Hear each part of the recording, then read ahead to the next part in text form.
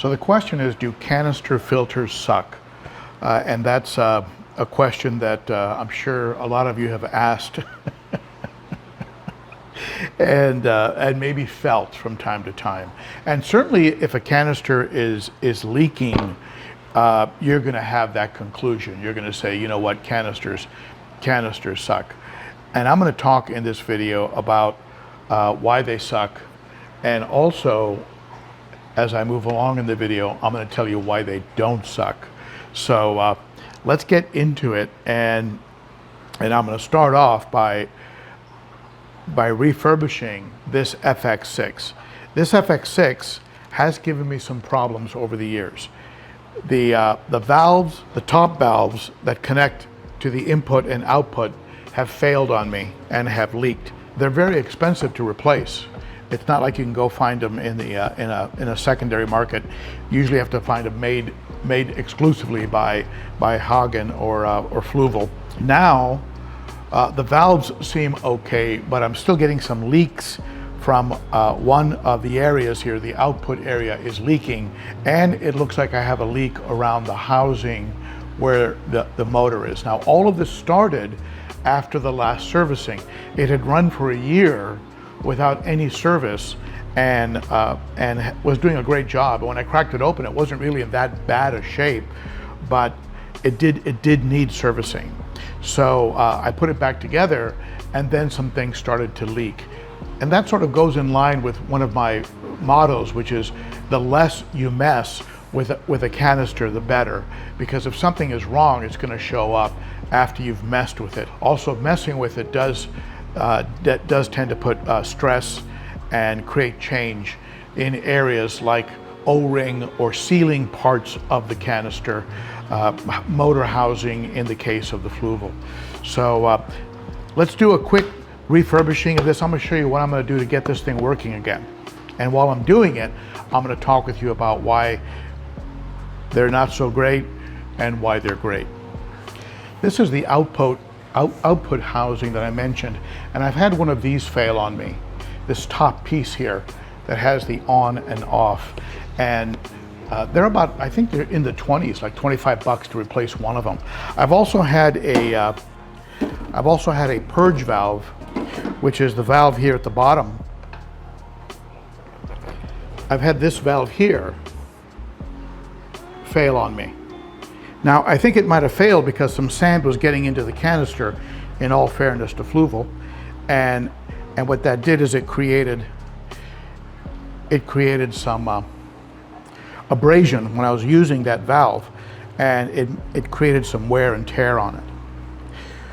But at any rate, when you pay these days, I mean, I paid $300 for this.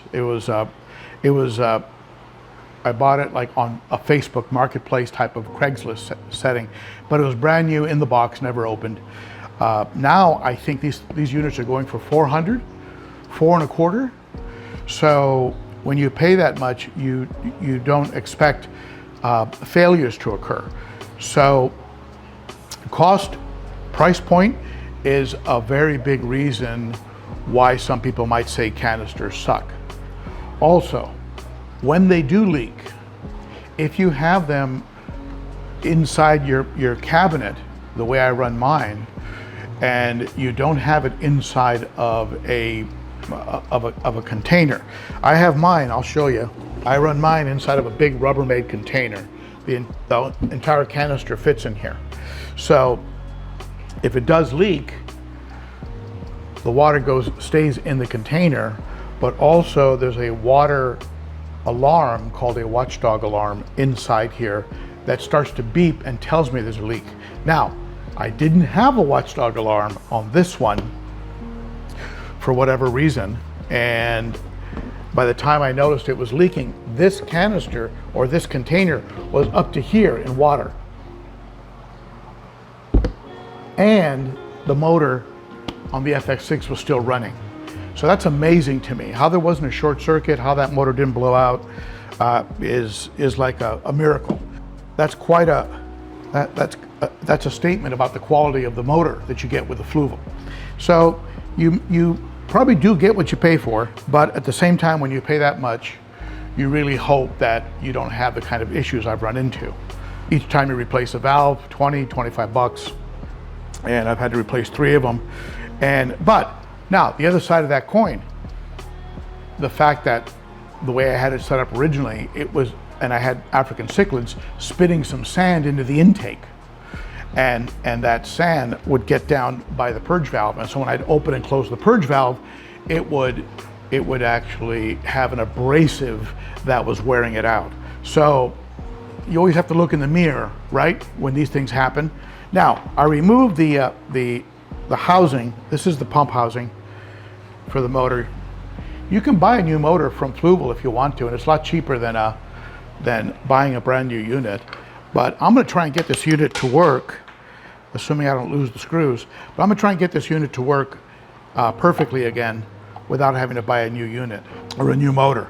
So this is the magnet. You can see they put a monster magnet. Maggot. They put a monster magnet on these Fluvals, bigger than I've seen really on any canister filter, which is why it pumps so much water. Now on this, you'll notice there's this guy. This is an O-ring, and this little O-ring over time might have gotten some wear and tear, or maybe has some flat spots, maybe some little cracks. So I'm going to take this O-ring off, and I bought a new one, and here it is right out of the box. It's a brand new O-ring. So we're going to put this one on, and to give it a little extra life, you can see where it fits. It's very obvious where it fits. But to give it a little bit of extra life, I'm going to put a little bit of this silicone. This is called HVS 100. It's Husky silicone grease. You can see it there, Husky silicone grease. I'm going to put a little bit of that on there. Not a lot. A little dab will do ya, and those of you my age know where that came from. So, just enough to give it a little shine, and that'll extend the life and the suppleness, the flexibility of it. So we'll go ahead and put that on. You can see it just goes right on right there. And then right on top of there, you put this magnet, which doesn't need cleaning. It's very clean. I had just serviced the unit, like I said. And now when you put this in there, there is a hole in the bottom, and it has a small little rubber gasket. You just gotta make sure that gasket is in place and not floating around in there before you drop this back in. And then this should fit in tightly with no play. This bottom base should not move at all, okay? So now this is ready to screw back onto the unit, and with this O-ring, it should seal it up nice and tight. The other place I'm swapping out O-rings is with the input and output, and I have some new ones. Each of these output inputs have 2 O-rings on them. I'm not sure if you can make them out. I don't suggest that you use anything sharp when you take them off. Just use something kind of dull, like a dull screwdriver. Don't use a blade or anything that could cut the plastic, because that could give you other problems. So as you can see, they're very easy to remove. Now, is this the problem? Is it the O-rings? I mean, I'm hoping. I mean, if I have to replace a valve, that's going to get really expensive, and I'd rather not. But if I have to, I will. Okay, so those are those 2. Let's remove the 2 off this one. All right, so that's 4 of them. Again, I'll take the new ones, and I'll put just a little bit of the silicone grease. Just be sure you use something that's a food grade and in no way can harm your fish. I don't suggest you slather it on too tight or too much, too heavy. You don't want it goopy. At the same time, you want enough on there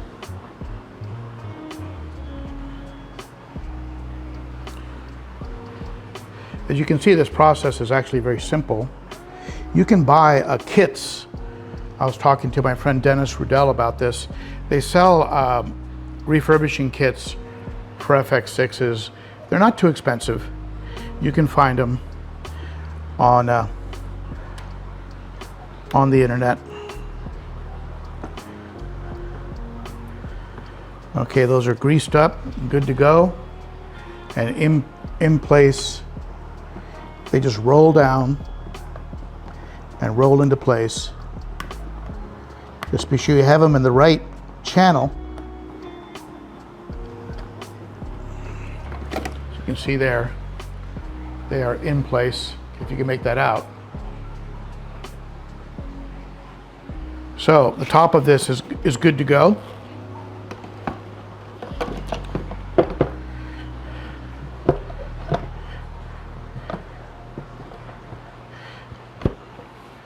The FX6 is set up in a way so that it's almost impossible to put it back together incorrectly, the way things fall into place.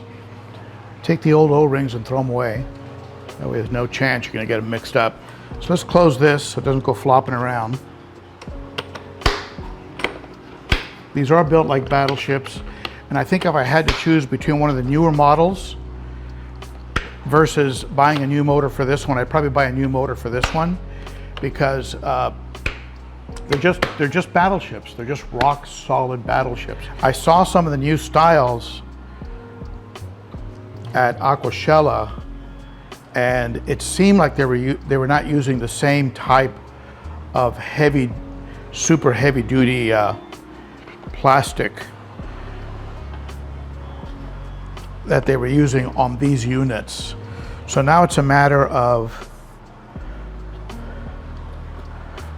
putting the housing, the motor housing back on. Be sure that there is no sand or anything that could possibly break up the connection in this section here, where my finger is pointing. Be sure that it's totally cleaned out and there's no particles in there that could create a separation in the connection between the housing unit, between the motor and the body. And I can see there's a little bit of sand in here. I mean, even the smallest amount of separation can probably create a minor leak. Now let's be realistic here. Let's be fair. Canister filters are running under pressure, and they're pushing a very large amount of water. In the case of an FX6, up to 500 gallons an hour, right? They're running 24/7. 24/7. When we talk about plus points, the positives, I mean, you've got to admit that something running round the clock 24/7 under a high amount of pressure and being able to run, like in this case, for 7 years, I mean, that's pretty amazing. 7 years. Can you imagine turning your car on and running it for 7 years? That would not work, right? All right, so be sure everything is in place correctly. And this is ready to screw down. And I suggest, as I did in a prior video, that you screw these down by hand. Don't use a drill, because you're drilling metal into plastic and you probably will break the plastic. So I'm going to screw this down, and then I'm going to water test it. How am I going to water test it? I'm going to put it inside the Rubbermaid, and I'm going to fill it with water, and then I'm going to run it on the sink. I'm going to fill the sink with water, and then I'm going to run it on the sink and see how it does there. Be sure to inspect and make sure that each screw is actually going in the way it's supposed to, and that the bolt is staying in place as you turn and not just rotating as you screw. Otherwise, you're going to end up with a loose unit. Keep screwing it down until you really can't turn anymore, until it's really way too hard to turn, and then you know you're there. and definitely visually inspect the bolts to make sure that they're where they're supposed to be. So this unit is ready to fill up with water and run and see how it does.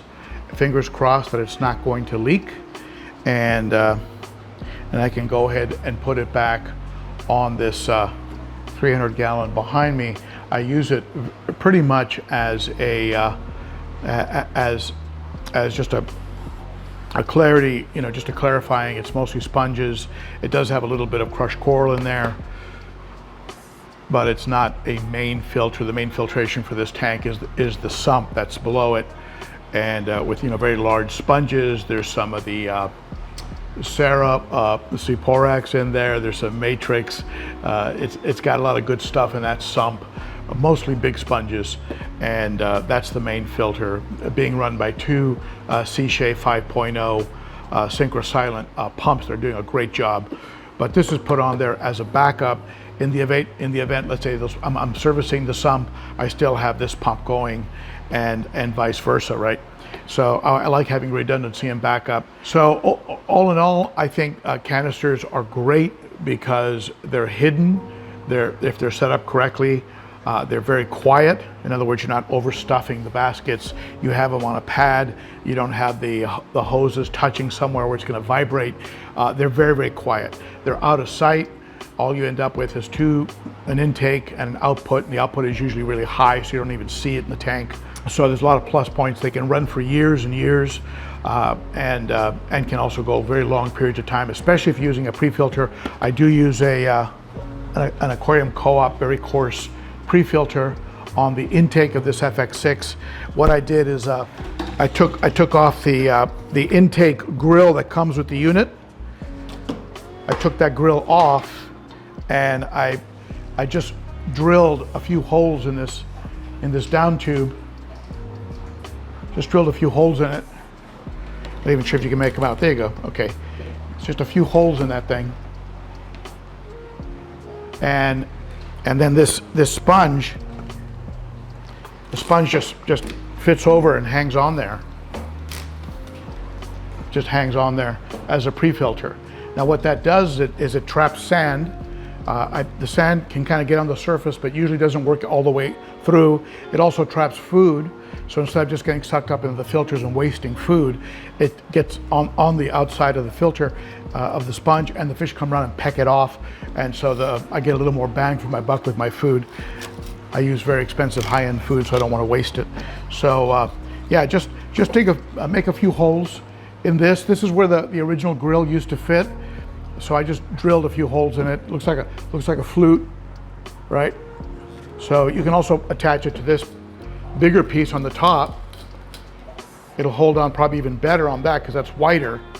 But this works fine. And once you fire up the unit, the suction will hold the sponge in place. I highly suggest a pre-filter. You can run it I run this one for a year between servicing. And so hopefully I can get it running now again for another year. So let's get this thing water leak tested and put it back on the 300. So the FX-6 is filtering my sink. I have a very clean sink right now, and it's been running for a while, and it seems to be testing out okay. In the very beginning, I did have a leak coming from this valve right here, and it was coming from the middle red section at the top. And I'm not really sure how I would fix that, but I did have an extra, so I swapped it out. This is the old one, and it was leaking from right here up in this area. Water was dripping down, and there was some water coming out of the base as well. So not sure why this valve failed, but it has failed. But now this one is actually working fine. I just happen to have a spare one of these. The other place that was leaking originally was the motor housing, and I have a paper towel down there, and it is staying dry, so that tells me that the housing is not leaking. So this unit may actually be ready to put back onto the 300. I'm going to let it run a little longer and give it a couple more inspections before I put it on the 300 gallon. And I will give you an update at the Saturday Cichlids and Coffee live stream. I'll tell you if it tested out and if my refurbishing efforts were successful. So there you have it, fingers crossed. I'm going to keep a close eye on it. I'm going to go ahead and put one of those watchdog water alarms and keep an ear and an eye out, and hopefully that unit will run leak proof on the 300 gallon behind me as a secondary or backup to the sump that's on that aquarium. If you have any questions about servicing a Fluval or questions about any canister filter, I suggest that you watch this playlist on canister filters right here. And if you'd like some general tips on taking care of aquariums in general, check this out. And if you would like to subscribe to the channel, just punch me in the mug right here. And there you have it. Thank you, my friends. I appreciate you tuning in. Hope to see you on Saturday for the Cichlids and Coffee live stream. And if you'd like to support the channel, be sure to become a Patreon supporter. Details are in the description. Thank you. Bye-bye.